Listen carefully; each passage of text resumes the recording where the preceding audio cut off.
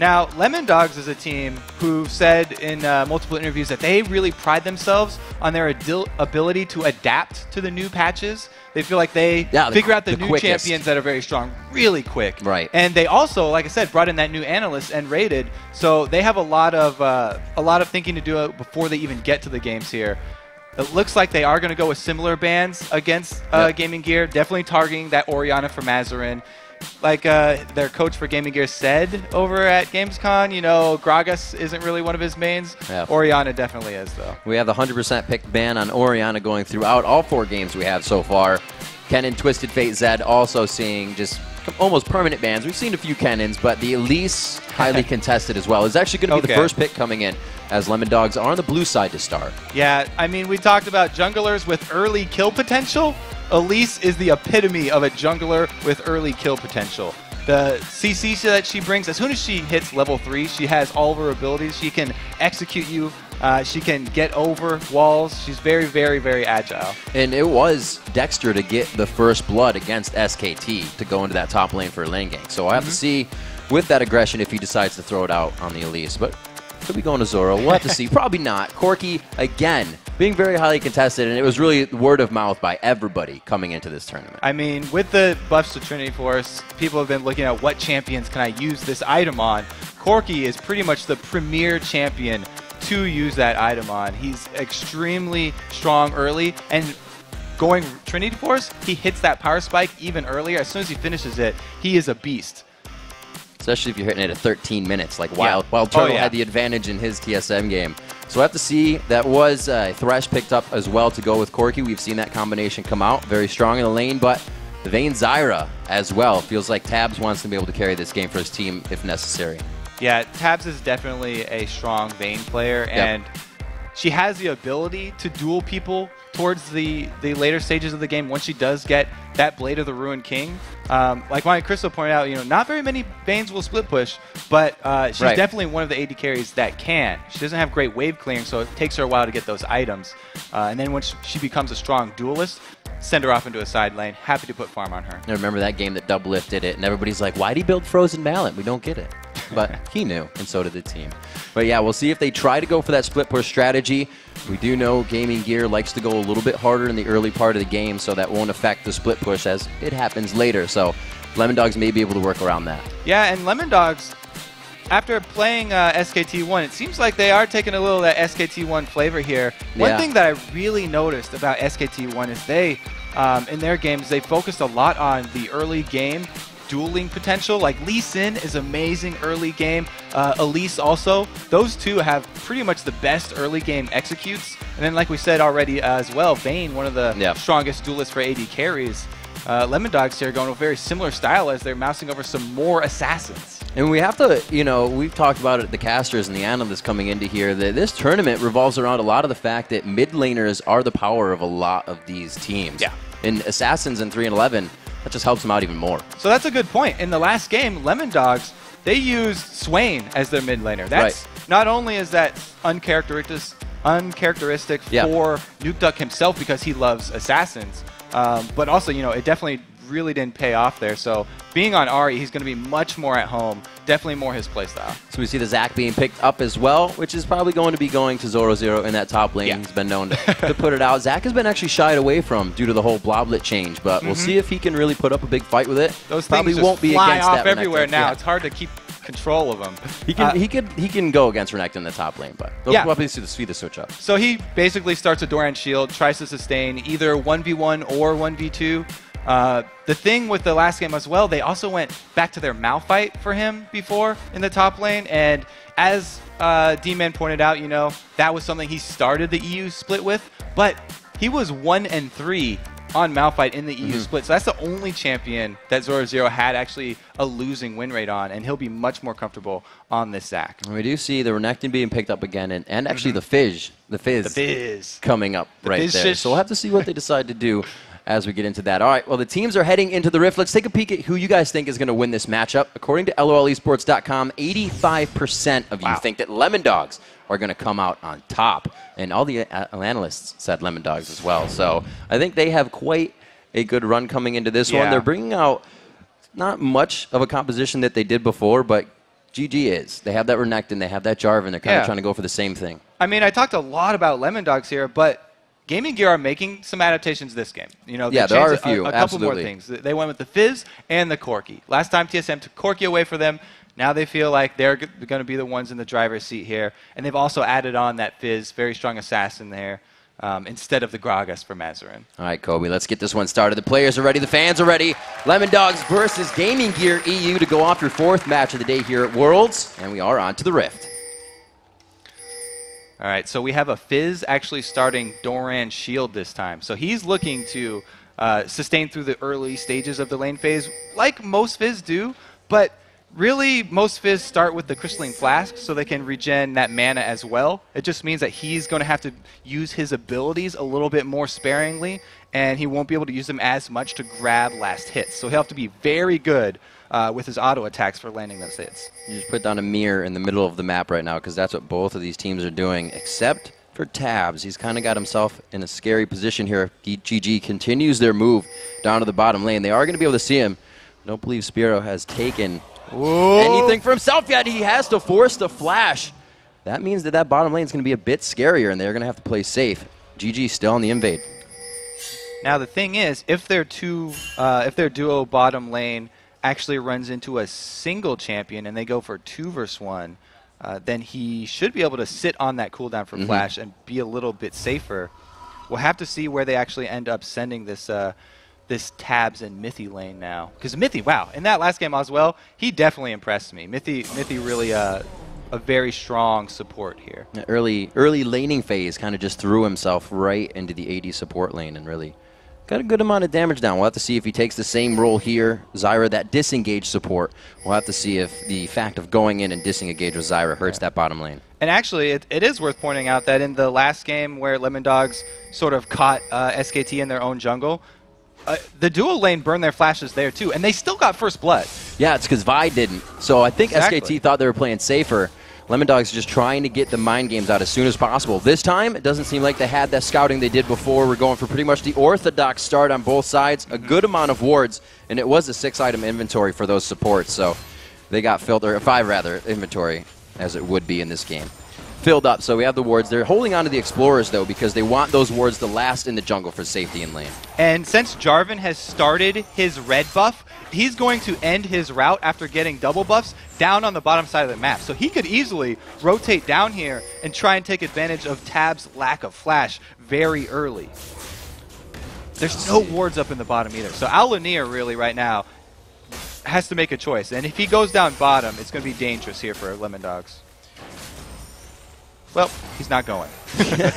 They do land see what we have. This is scary for Tabzz to be diving in here. The exhaust is down, but they got the damage beforehand, so they're not too afraid of the engagement now. With Tabz's flash down, LD still being very aggressive in the bottom lane.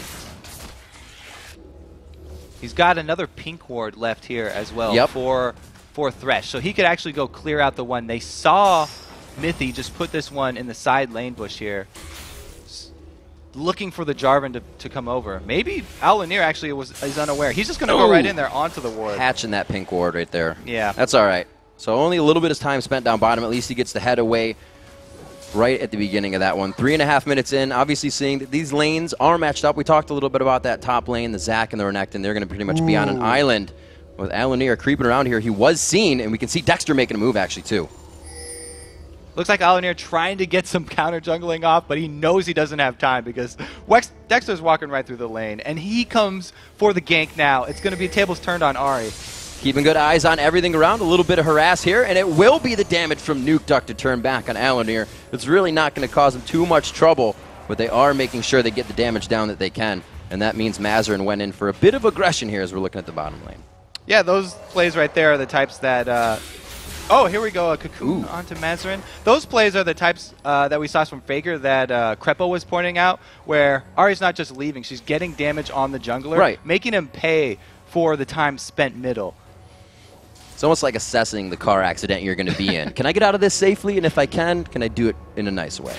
And 4.5. What? This game is really going to have a slow beginning as they have stacked up with the 2 versus 2 lanes and the 1 versus 1 very even up there. They're also very similar compositions with the beefy top laners, neither one running teleport, so they're just going to be smashing heads up in that top lane, whereas the mid lane has both of the assassins. And as soon as they hit that level 6, then we'll probably see some action up there. Mithy and Tabzz are playing this bottom lane great as well. Like we said, with that flash down, really avoiding that early quick Q burst of Corki in the lane, and Inspirro not looking too good right here. Goes down below 100, and it's going to be the quick kill, but it actually goes over. First blood to Mithy with the 2 assists going on to those carries. Beautiful tower dive. Elise is one of the best junglers at pulling off those tower dives because she can drop tower aggro, but she didn't even have to. Trying on the answer. Oh, the flash and the pull-in. He gets the kill on Mazzerin. Amazing play by Nukeduck there. That was so good from Nukeduck, and he almost wants more. If he had a little bit more mana, he would be chasing Jarvan right now.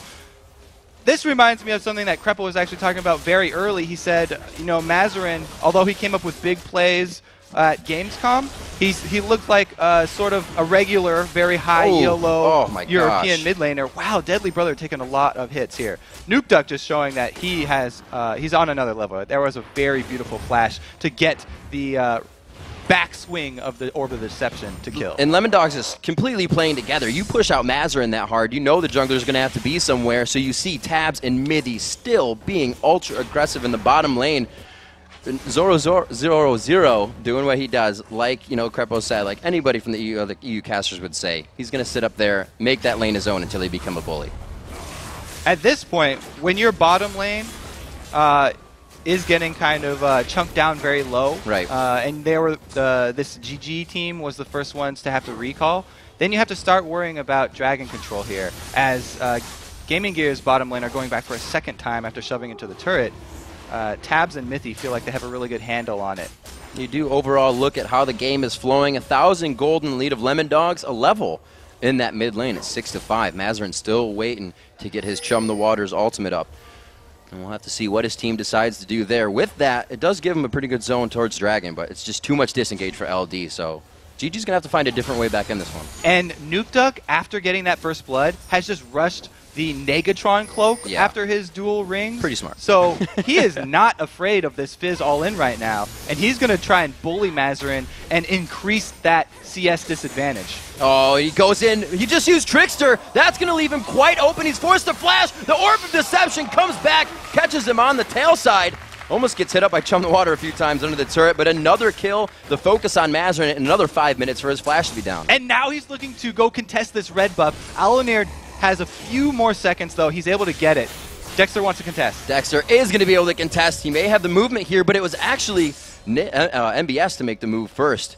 Zoro still in lane, so it looks like they are going to get away nicely with that. Yeah, that was good communication. Zoro calling out the rotation, and Dexter, having used both of his spells right there, couldn't have any more bursts left in the chamber. So LD just trying to be aggressive, trying to be a nuisance around the map. They can't get the red, but they are going to be able to go ahead and grab up this blue, making, oh, they are going to take it. Reset that, so they have the timer. They want to be able to control the bit of the advantage that they have, giving everything that they have. Now, Ward's in the jungle as well, quite deep behind first-tier turrets. People always talk about how Europe is such a mid-lane focused meta right now. Right. Having Nukeduck get this far ahead and 2 kills already on Mazzerin frees him up to be the point man for the rest of Lemondog's mid-game play calls here. Since they have the stronger mid laner who can force out Fizz, they're easily able to go steal away that blue buff. We'll have to see what GG can do. Still haven't seen movement from the top laners yet. Nothing even towards Dragon, even with the amount of aggression that Lemondogs has shown and won on the bottom lane. So Lemondogs taking this very slowly here. 2,000 gold lead for him. The death sentence just missing. So you can see GG still trying to make things happen in the bottom lane. Right behind them, Alunir waiting. This is also interesting in the mid lane here that Nukeduck, his style of mid lane is not to roam as much as a lot of other mid laners. He likes to just hoard up his money in the mid lane and continue to snowball his advantage there, and then transition it later to the mid game into split pushing. So he doesn't really gank his side lanes as much as, say, Tabzz, who is on his team, who used to be a mid laner. He would more rather just continue to bully Mazzerin here, and it just looks painful for this Fizz. Oh, good damage going on to Corki. DeadlyBrother forced to back off. And it's almost the way that it works for Nukeduck in the mid lane. These side lanes play so aggressive, his roam would have to be under the turret if he came. So with all of them winning, he's more than happy to sit here. And we've already seen one tower dive from Dexter that was very, very successful. Right. Not even taking a lot of damage there, so I wouldn't be surprised if we saw another one. We got to remember that Lemondogs came through as one of the most consistent teams in EU. They didn't grab at the end, but they definitely held that most consistent record. Maybe the only consistent team. And that was after adding this Mithy here in the bottom lane. Once they got a consistent roster, then they started playing a lot smoother. So we'll have to see a big thing here for Gaming Gear, obviously, is Mazzerin in mid, but it's also to watch if Alunir, is around him, is helping him a lot. Because if Alunir gets going, that means Mazzerin follows behind, or he has to carry the game himself. And right now, every lane is having a hard time, so it's not quite sure to say yet who's going to be the one. Mazzerin does need to get some focus from Alunir, though. He's been out of lane too much. Ooh, hook in the box. Or Mithy, rather, right under that. Stranglethorn goes down, but it looks like they are going to be slightly disengaging. DeadlyBrother goes in. It's going to be a trade on the supports as the missile hits, but it could be DeadlyBrother going down as well. Does he have the Valkyrie? He flashes over the wall, but the repel had not yet ended. Good hold by Dexter. Yeah, good job by Dexter holding on into it until we have the flash from Corki. Able to get that one now, and that was because the mid lane lost. That Alunir couldn't be there. That's why the man advantage was for Lemondogs here. They had an extra person, basically, because of this mid lane bullying. Whenever you're the jungler and you're forced to go cover a lane, you may get a lot of flack from the other teams because you're not ganking. How much ganking have we seen him been doing? No, it's lane cover. Yeah, exactly. You're right. You're absolutely right. We'll have to see if he can get himself back in. We saw him even having trouble getting his own red buff. His blue buff was recently stolen. We are going to see the first turret finally going down here, as we said. Be a little slower as the lanes were matched up, but that does go to Lemondogs at 11.5 minutes. And the Abyssal Scepter now completed for Nukeduck. So he has not only that extra magic resistance now, but that gives him the extra magic resist reduction for the enemies. And even though he doesn't have the Deathfire Grass Burst, he'll be able to take out either of the squishier champions here for Gaming Gear. Zorozero definitely in trouble now, though. As we take stock here, we see Mazzerin going to the top lane. He has 67 CS, so he's trying to make up on 30 CS here. He's 2-0 in that mid lane. He goes for Chum the Waters, throws it out. This is, I believe, not going to be a passive for Zach here. If he does have it, they're going to... No, he does have the passive, right? He has not gone down whatsoever in any gank, but do they have the time? Nibs on the backside doesn't want to take aggro from the turret, but he's about to get it. And with that, gets enough health back to make it out as Nukeduck starts his pursuit. Dexter's coming in, and NBS is extremely low. Oh, dear. The time it took them to do this, we say if it takes more than 10 seconds, you might want to back out. They're forced to go for a flash there, but all in all, works out for him. Ooh, very, very close there. Dexter, sometimes you can mind game the person you're chasing if you just hold on to your skill shot CC. Cocoon, very similar to Amumu's bandage. If you just run at them, then they'll dodge back like that a lot of the times, expecting it to come out. But throwing out the max range one right there allows NBS the juke and then flash away. Let's see what considerations are being put into this inventory. Like we were saying, 100 CS to 75 there with the Abyssal Scepter. Both have picked up the Dorans because of the potential assassination in the early part of that game, but that's not something Nukeduck is worried about anymore. You can see the aggression for Lemon. They know they're going hard now. Yeah, this is going to be a very difficult mid-game for Gaming Gear. Like I said, they have very similar champion ideas here, and it's just that Lemondogs have a much stronger assassin that will be able to bully everyone when Nukeduck does go split pushing. And this gets scary for him now. They just lost bottom consecutively, then losing middle, and it just seems like Lemondogs is really rotating. They didn't get too much of a fight to activate that. We just had some action in the top lane, but that means, or what that shows is that, GG trying to get back into this one. It is 5-2. Bit of that 4,000, now 5,000 gold lead coming in for Lemondogs. It really hasn't been inched back yet by Gaming Gear. And we may be in for a longer game than you would expect with this sort of league because Lemondogs are known for being very methodical in the way that they finish off games and very careful with their play. Crepa was talking about how they have a weakness if they get behind early, but they don't do that often, and when they're ahead early, they execute the game very well, and they'll just take everything on the map before going in for the finish. And another thing we can see change from game to game is the pink wards to green wards. You see SKT and OMG and those guys play, and there's pink wards everywhere. Just a little fact that, these guys pulling out the greens, not as much ward control, but it's really coming into who's going to be making the mistakes for these guys. Yeah, so talking about ward control, we had an Oracle's picked up for Mithy, so at least he's going to be clearing out Gaming Gear's vision now, and so that just basically makes Gaming Gear play even safer than they already are. They only have one outer turret left standing. Right. After that one goes down, this entire jungle becomes the area of Lemondogs. Going very hard on this turret, 3v3 situation. Inspirro in the background getting taken down. Looks like they are going to be able to go for DeadlyBrother of time, microing in each other on that turret aggro. Dexter gets it. He gets away with the flash. Not too bad for Elise, though. Double kill coming in. Huge for Dexter there, making plays. Yeah, there's the second tower dive that we were talking about. Great job by Dexter executing up there, and that was, again, Oracle bot by Mithy. Able to clear it out. Not much hope for Gaming Gear here. 7-2. Definitely looks like Lemondogs do have the lead that they were looking for in this game. They came out with quite strong picks that would allow them to do this. Like you said, that Elise on the early game was going to give them the advantage, and they used it huge. It's really the way they were able to get that first kill in. And now with her adding Sork Books onto her Spirit of the Ancient Golem, not only does she have the tenacity and the HP to be able to pull off those dives, but the penetration's so strong with Elise's kit. She really, really packs a punch. Or a bite. Oh, I see what you did there. So we'll see the Abyssal Scepter, as you said, finished, and to follow that, the needlessly large rod. So the power to be coming out here for Nukeduck. Still waiting to finish those tier 2s. Everybody's sitting on their tier 1s pretty much at this point. With the damage being the one to come out, Nukeduck looking for another fight. He gets chummed the waters. This should still be in his favor, and Mazzerin realizes that halfway through. One last Spirit Rush, but the Trickster and the flash after. The orb misses, but it's only going to be an auto attack and a whip to the face by the 9th tail. So that's another weakness of Fizz. If you use your Playful Trickster for the area of effect damage to clear a wave, then that opens up your weakness. That's your escape, and Nukeduck does a great job capitalizing on that. Mazzerin goes down once again, and it's more damage onto this mid turret. And again, we really haven't even seen a Cataclysm coming from Alunir, and it's not his fault. He's just had no chance to not be guarding a lane. The lane hasn't been the gank for him to come in, as we've been saying. It's been him to soak up experience, which junglers like to do, but they want to be able to participate with their team. So it kind of reminds me of Makuza's rules of solo queue jungling. Never go gank the losing lane there. So he really did not want to make an appearance in that Fizz lane middle. It honestly can make things worse. Yeah, if there was a 2 versus 2 situation, they would both get creamed.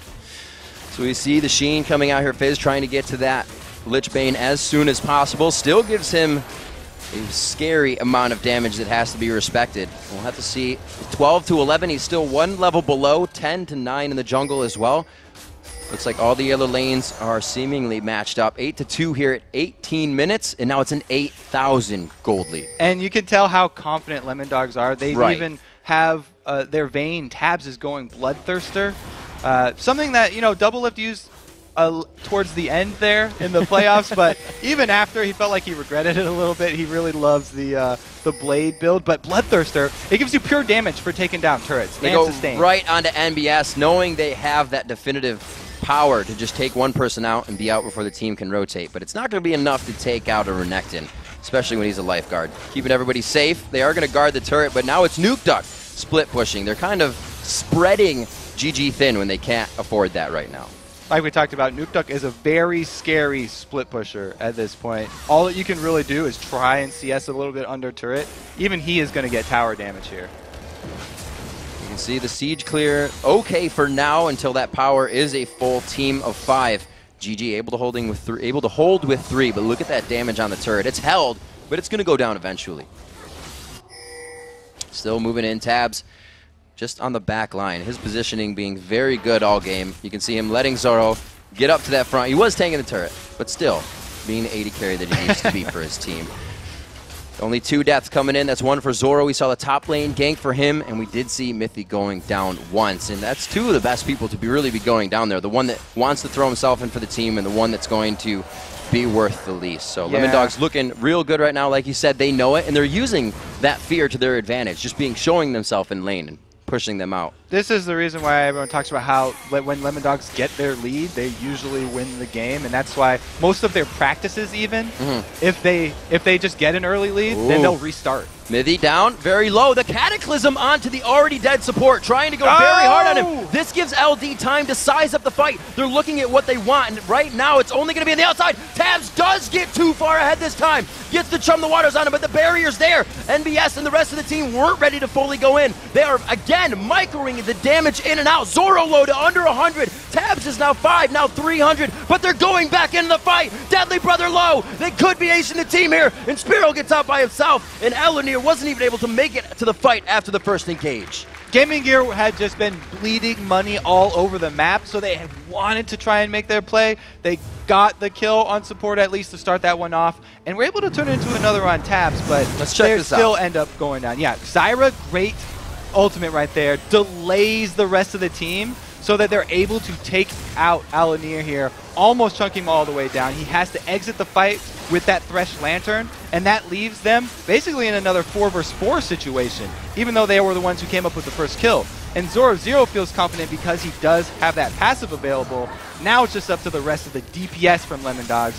Chunking down Mazzerin enables them to have the confidence to finish off DeadlyBrother. That's really one of those fights that you use your ultimate first, and you better use it right, or the other team's going to come back even harder. You got to hit them real hard the first time. Yeah, so, I mean, Mithy did a great job, even though he was first one to go down there, got off the Stranglethorns in the perfect area to delay the rest of GamingGear and allow his team to clean that one up. So a game that might have been just slipping through the hands of GamingGear, now definitely in the hands of Lemondog, but not yet over. The mistakes can still be made. The inhibitor turrets are up, and that's really the last defense here for GamingGear to try and funnel Lemondogs into that circle of right in front of the base and get the attack. You see Alunir trying to get himself out here. Nice cheeky move. Keeps himself safe. I mean, that was the Deathfire Grass there from Ahri, so at least they've got it on cooldown now. You see the whole team. They are still leaving Nukeduck by himself, so that split push will continue to come into play. You see the rest of Lemondogs staying together, actually going for the 1-3-1 a little bit as they start to rotate towards top lane in the end. And GamingGear, at least now they do have that Trinity Force on Corki, so the hope is there. Maybe they'll be able to turn a bad tower dive around. Might get some surprise damage out that Lemondogs has not been seeing. We are 5-0 in turrets. Turrets also mean map vision, so they are losing a lot of control over the jungle when these turrets go down along with the vision. 11-4, the gold lead continues to go up here at 22 minutes. Still very early into the game. This is when we should really be seeing everybody ramp up, but Lemondogs is hitting their peak right now. Oh, and Lemondogs going for the classic EU Baron towards the end of the game. This is really where, if GamingGear want to take something, they have to do it now. But Nukeduck in a one-man army is going to hold off the team. He takes down DeadlyBrother to about 100, but he is able to help with the help of Zorozero to grab that kill on Inspirro. And they keep going in. Mazzerin, a good attack onto Nukeduck here. This is a lot of damage they won't have for the fight. A very good kill in the shutdown that Mazzerin needed that gold. The rest of the team to follow in. Zorozero and Dexter. This team has so much ability to chase. The repel coming in, the elastic slingshot, and the chase coming in from Vayne's passive means that these guys will not be making it out alive.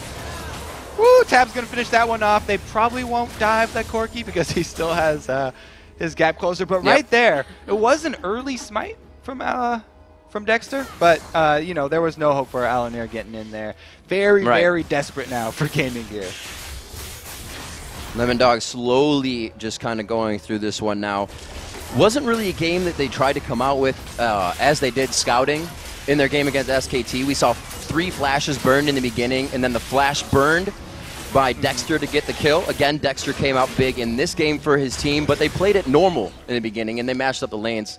So we've seen 2 different play styles from here of Lemondogs really, well, not working out for them, but giving them a lead in the beginning of the game. This one they were able to hold. Yeah, and when I said Lemondogs take everything on the map before they finish, I meant everything on the map. They had just cleared out the buff. They got Baron into Dragon just for that extra gold lead, just to stack it on top, fatten their wallets.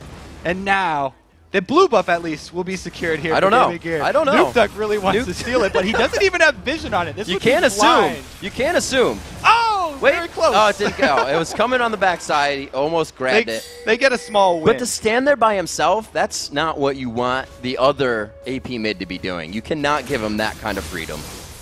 he should be at least warded. But that's not even what they can do right now. GamingGear looking to get a few out into their jungle where their turrets would usually be. So they have one actually right outside their base to come out, and another one just outside the wall, making sure nothing comes over the wall at them, because we know Nukeduck can take out one of these guys very quick. So GamingGear, this whole bracket, or this whole group, is really looking very, very hard for them now. As after this, they're going to have to turn their sights towards SKT1 and OMG. The road is not going to get easier. So if they want to get back in this, they're going to have to make their stand at their inhibitor turrets. You have to believe, Riv. You have to believe. Have to. Coming in, well, they need to take a few more effect of their advantages. The bottom lane had a Vayne flash down, and we only saw a few of the death sentences thrown. Like, that Thresh lane should be going in quite hard. You're against the Zyra, but once that Zyra misses the grasping roots, kind of like the Blitz Fist being down. It's kind of a trade-off situation. And Mithy and Tabzz did very well for having a Vayne flash down very early. That's actually a pretty good point. You know, Alunir actually, after the blue buff, even though there were no wards down bottom yet, he went to do his wolves first, and by the time he came down to do the Jarvan sneaky gank into that bush, lantern, that's when the pink ward was just placed into that bush. Still trying to get a bit of aggression, but see, that being down now allows a few taps onto the turret. Tabzz taking some good damage there. Not good for him, but DeadlyBrother definitely liking that. He has the blue buff. They gave it over to Corki. They need to stop these sieges, and they want those missiles to be coming out from him and that Gatling to stop the siege. Tabzz with that Bloodthirster, he's able to just heal right back up. You can see him right there calling Dexter off of the minions. Hey, I need to lifesteal off of these. Give me back my HP. So we have a 15,000 gold lead rolling in here. The interest is starting to accrue for Lemondogs, and they're going to try to finalize this one. Going in very strong. They get DeadlyBrother. The blue buff has been transferred. It's also going to be Alunir going down. It's the rest of the team. Mazzerin running for the fountain. Looks like Lemondogs will be able to get this turret, and they're going to see what they can do inside the base the time they have. Yeah, dive, very predictable right there. Definitely not surprising. They're so far ahead, and they have this tanky Zac with his revive passive up. Very, very well played here from Lemondogs, though. They're going to get another inhibitor turret off this. For a team that it would be crazy to dive, having a Renekton, a Fizz, a Corki, and with a Thresh on him, you don't think there'd be too much diving, but they brought the right composition to the game, and that has been how Lemondogs is really advancing every time. Another inhibitor. Those were 2 consecutive for themselves as they move out. Bottom lane's only at River, so we may see him back soon. I mean, everybody was pretty confident in this game here for Lemondogs. Yeah, absolutely. But I don't know if people expected this much. This is a ginormous gold lead at 27 minutes. Already double completed items coming out. We just had that Randuin's finished. That Phantom Dancer came in as well. I believe that Last Whisper. Wow, Tabzz had some money. Also, the Shirelli is coming in. Ruby Sightstone's out for both sides, so we can see that wards are still being considered, and they need to be, but all of those wards on that side of the map right now are Lemondogs. GG can see inside their base. Yeah, it's extremely rough for them. They almost have nothing left to defend here. Fizz has a Lichbane, though. The magical Lichbane for Fizz, which is, everyone talks about his huge power spike there. I mean, really, that item adds more scaling onto Fizz. Right. And so after you get more AP on top of that, he benefits even more, but it's so little, so late here. Lemondogs really look like they're just going to walk this one in. And true to form, they aren't even going to go straight for Nexus turrets. Nope. They want every single building destroyed. There's still 3 turrets on the map, 11 in total for each team. So they got some stuff to take down here. Still going at this. We have to mention that Nukeduck mid lane as they almost go for this turret, looking like they want an aggression of a fight, and see how sure they are. Coming in so strong. That 239 to 155 CS on Nukeduck over Mazzerin. 3 full items to 1 completed Lichbane. There we go. That is so much credit. Give it to him. Inspirro going down. NBS on the backside, and the fight is completely split. It's GG trying to keep themselves alive here, but I think Lemondogs has the base to themselves, and they will have the Nexus. So they take the turret, bypass inhibitor. They're going to end this one off. Some nice golf claps from the crowd. Definitely a game that went very fast in Lemondogs' favor. If they end this one before that 33, 34, it's going to be our fastest game of the day so far. Dexter tanking up this last turret. They do have the minion wave coming in. It's going to be Lemondogs with a very definitive victory here over GamingGear.EU in our 4th game of the day. 29:01 on the clock. So they literally had every building destroyed and every champion dead. at the end of that game. Get your play time in. You're on stage. Lemondogs completely wiped GamingGear that game. Yep, surgically removing them from the map every time. Nukeduck got so much pressure in the mid lane. Alunir lived there. That was also his lane. I don't think we saw one gank from Alunir. We saw that mid gank by him, and he actually charmed him right into the gank. Yeah, and he went bottom one time already. The ward had just been placed, so he was foiled there.